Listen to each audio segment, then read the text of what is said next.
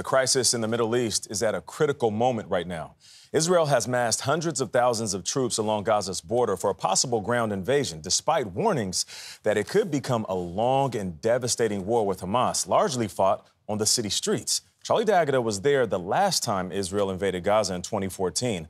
This morning, he looks at what Israel's army might face and why Hamas believes it has the advantage.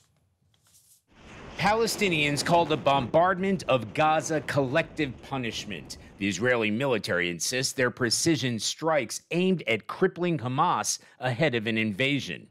In a stretch of desert along the border with Gaza, this Israeli tank unit is waiting for the order to roll. But the urban warfare that awaits carries huge risks, says Reserve Major General Yair Golan. It's highly complicated.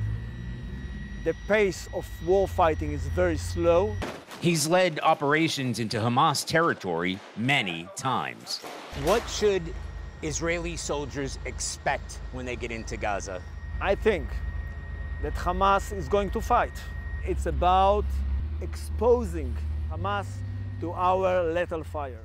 Hamas may not have the firepower to match Israeli tanks like these, but the question is how useful heavy weapons will be on the tightly packed city streets of Gaza.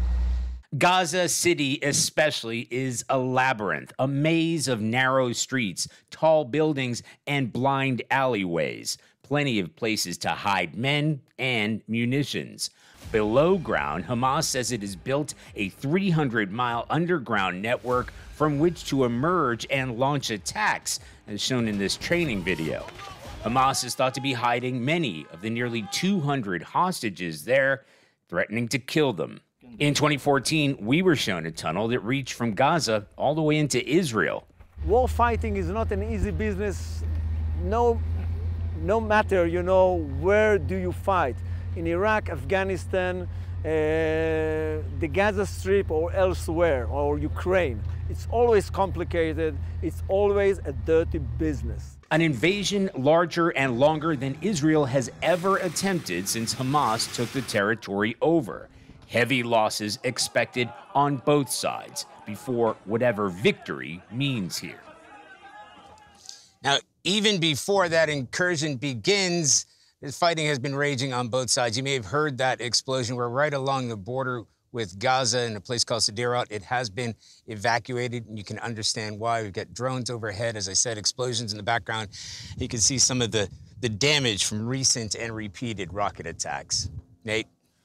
Charlie, you have seen these underground tunnel systems that Hamas has built from Israeli and Gaza sides. What could that underground battle look like for Israeli soldiers?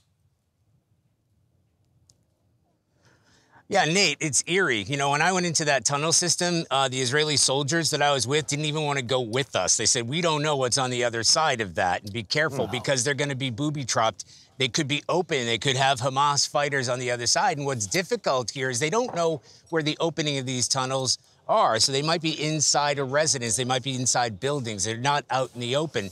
So you might have Israeli forces that are advancing, and then behind them, teams of Hamas fighters popping up and shooting them. That general we spoke to, I said, what do you do when you come to a tunnel like that? He said, look, you could either blow it up or seal it off. Nate? Wow, thank you for your coverage. It is needed, and please, you and the team, be safe. Charlie D'Agata at the border.